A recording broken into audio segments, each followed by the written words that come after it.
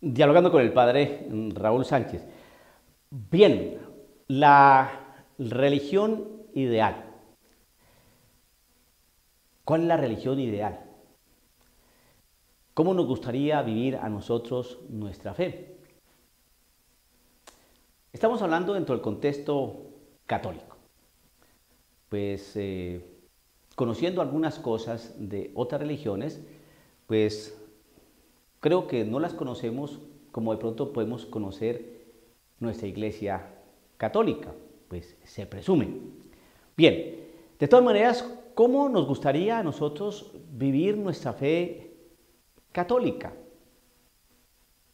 Bueno, aquel católico despistado, es decir, aquel que fue bautizado alguna vez y que va por temporadas a la iglesia, pues no va a entender mucho de lo que vamos a hablar hoy.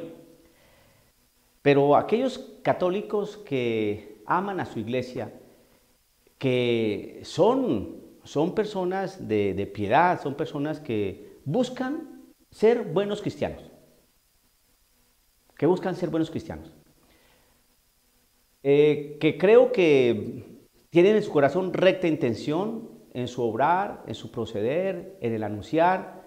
Son personas católicos que uno nos ve que son buenos, que buscan sinceramente ser santos. Bueno, pues de esos a esos es a los que me quiero referir y hacer que partícipes este tema. Me llama a mí la atención porque esa es mi experiencia como sacerdote. Usted sabe que uno es un padre espiritual y que tiene que estar atento a sus hijos. Así como el padre de familia que está atento a sus hijos, de pronto un hijo le salió calavera y el otro es un excelente muchacho. Y a ambos los ama, y a ambos los tiene que escuchar, y a ambos tiene que acompañar. Aquel hijo que es marihuanero, disoluto, mal estudiante, pendenciero, borracho, irresponsable. El padre que ama a un hijo así, pues tiene que acompañarlo y amarlo y hablar con él y mirar qué pasa. Lo mismo que aquel que es buen estudiante, responsable, tierno y respetuoso con sus papás. Pero sabemos entonces que a ambos hijos el padre tiene que dar una atención distinta. El mismo amor, pero una atención distinta. Y tiene que estar con ambos. Pues eso es lo que me pasa a mí como sacerdote, como padre espiritual. Me toca acompañar a católicos que riñen con muchos planteamientos del Romano Pontífice, que no están de acuerdo para nada con algunas actuaciones de unos obispos, y esos pues son buenos. Yo los conozco, son personas que son familias decentes, personas idóneas, personas rectas y que asumen su fe seriamente. Pero tienen un criterio, tienen su criterio y lo fundamentan. Estoy hablando de cristianos serios, católicos serios, no cualquier católico, no. Cristianos católicos serios que piensan su fe. Y vemos otros católicos que asumen todo, no dicen nada, ¿no? Tienen otro talante, otra postura. Lo mismo pasa en los medios de comunicación. Vemos, por ejemplo, periodistas católicos que son buenos. Estoy completamente seguro que son personas rectas, responsables, buenas, buscan su santidad, se informan, rezan. No lo dudo. Pero veo que hay otros periodistas que van en otro enfoque y en otra línea respecto a las cosas de la iglesia. ¿Y cómo son? Pues los conozco. Familias decentes, no personas que oran, pero estamos así, estamos así. Y entonces me da tristeza como sacerdote ver una realidad. Estamos divididos. Porque hago este ejercicio mental. Supongamos que no vamos a hablar de temas de fe, de iglesia, de religión, ni con unos ni con otros. Vamos a hablar otras cosas. Vamos a hablar de otros temas, de pronto más sencillos, menos complejos, menos difíciles. Podemos hablar de fútbol, hablamos de la naturaleza, hablamos del próximo diciembre, hablamos de la situación económica, podemos hablar sobre farándula, temas un poco más superficiales. Y ambos grupos de católicos vamos a estar pasando un momento muy agradable. Pero cuando se toca el tema de iglesia,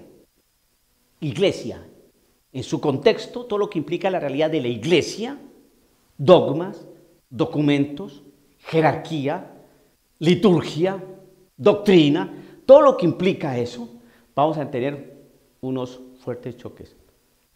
¿Usted cree, querido amigo, que cuando yo prendo el computador para ver un video, me interesa saber qué piensa un laico?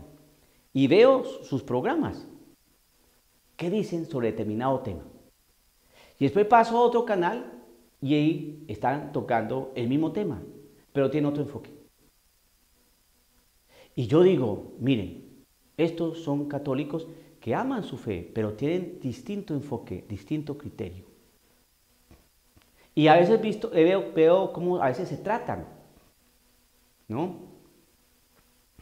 Se dicen que son unos católicos desobedientes, o que odian a fulanito, o que en realidad no entienden, o porque... Y uno dice, hasta ahí hemos llegado, hasta allá hemos llegado. No toquemos temas de fe, y son queridísimos. Entonces sí, tenemos que aclarar que hay división. Ahora vamos a tocar sacerdotes, en esa parte doctrinal. Vemos cómo teólogos serios, estudiosos, amantes de la iglesia, rectos, serios, orantes, y van ¿con qué? Con seguridad buscando su santidad diariamente. No lo pongo en duda. Pero veo que unos teólogos dicen tal cosa y de pronto otro teólogo o un cardenal o un obispo dice otra. Y también veo ahí choque ya entre el clero. Y ojo lo que estoy diciendo. Estoy completamente seguro que estos hombres de Dios, estos consagrados, estos obispos, estos sacerdotes, estos religiosos, estoy completamente seguro que buscan a Dios. Con sincero corazón. ¿Qué es lo que pasa entonces? Empiezan las descalificaciones. Unos son muy decentes, descalifican o hacen sus sugerencias o invitan a un enfoque un poco más pausado, ¿no? Y lo hacen bien, ¿no? Otros lo hacen ya tan sofisticadamente, tan diplomáticamente, que uno dice, ¿qué fue lo que quiso decir? O sea, que en realidad que está de acuerdo, no está de acuerdo, o qué es lo que... ¿eh? Hay otros que son ¡pum!, muy radicales, muy firmes. Pero yo aquí lo que quiero hacer relevancia es a la actitud de estos cristianos, es decir, a su parte interior. Estoy completamente convencido que son hombres buenos, que trabajan con recta intención, que buscan su santidad, que evangelizan con honestidad, que estoy seguro que reconocen sus errores, sus faltas, pero hay un enfoque distinto, porque hay una doctrina que está puesta en entredicho. Yo cuando dicen, es que tú eres un desobediente, es que tú odias, es que tú eres enemigo de, los enemigos de, yo como tengo ya varios años, digo, bueno, pero eso hace 10 años No se decía. Ahora, ¿por qué se dice? Entonces yo le pregunto, bueno, ¿y por qué se dirá ahora eso? Eso tiene una razón de ser. Pregúntese usted lo siguiente, yo sin ser comunista, sin ser yo comunista, me he preguntado por qué llegó el comunismo. ¿Qué es lo que había en el pensamiento de Marx, por ejemplo, de Gramsci, por ejemplo, de Lenin? ¿Qué había en esos corazones?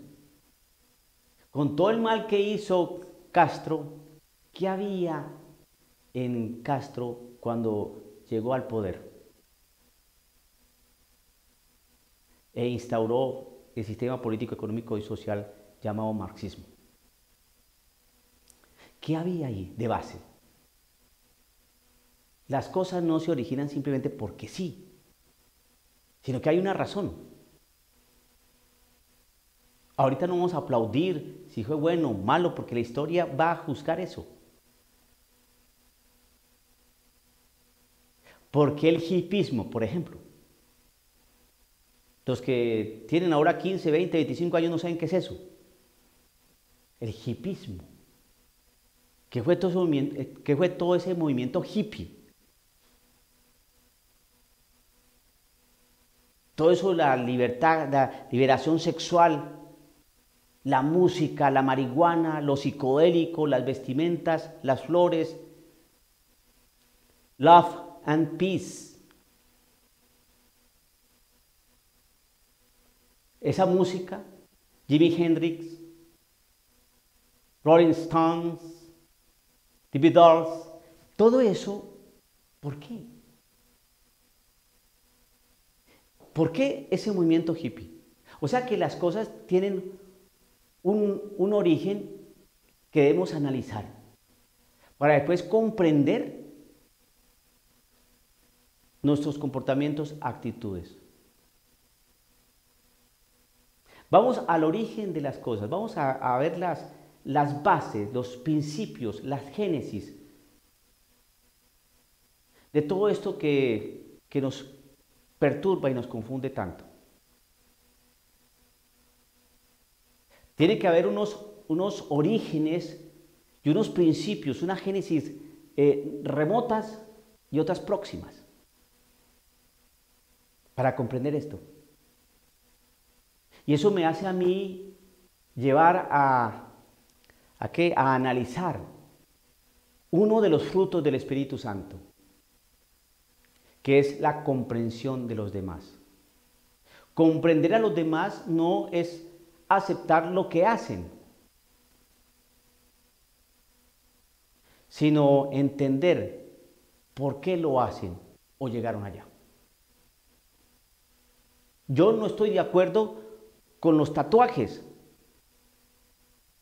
ni con los muchachos que se ponen ganchos y cosas en las orejas y por todas partes, esos piercing que llaman. No estoy de acuerdo con eso. Pero trato de comprender qué es lo que lo lleva allá. ¿Moda? ¿Rebeldía? ¿Originalidad? Entre comillas. ¿Gustos? ¿Qué? ¿El que fuma marihuana? Yo no estoy de acuerdo con el que fuma marihuana ni siquiera por recreación. Pero pienso, ¿por qué llegó a eso? En una familia de 5 hijos, papá, mamá y 5 hijos, solamente él fuma marihuana. ¿Por qué? Entonces, esto es una invitación a analizar, a pensar en ese fruto del Espíritu Santo, la comprensión de los demás. Mirar los orígenes, la génesis remota y próxima de lo que hoy vivimos y que tal vez no nos gusta. Y mirar al otro como verdadero hermano. Eso no quiere decir que yo estoy de acuerdo con lo que dicen, no. Pero tampoco lo va a tratar como basura, porque no se trata de eso. Pero sí decir las cosas con firmeza. Yo no estoy de acuerdo, por ejemplo, con James Martin. Desde ningún punto de vista. Desde ningún punto de vista estoy de acuerdo con James Martin. Y lo he venido criticando desde hace buen tiempo. Y aquellos que permiten que siga hablando tanta tontería. ¿Qué llevó a James Martin a esto? Lean el libro de él. Construyendo un puente. Para que usted al leerlo, usted dice, este hombre no es católico. Se confundió por algún lado se nos perdió el hombre. Eso es lo que tenemos que analizar. Tenemos que comprender y tenemos que orar. Poner todo esto en oración. Y Dios va hablando allí. Dios va hablando allí.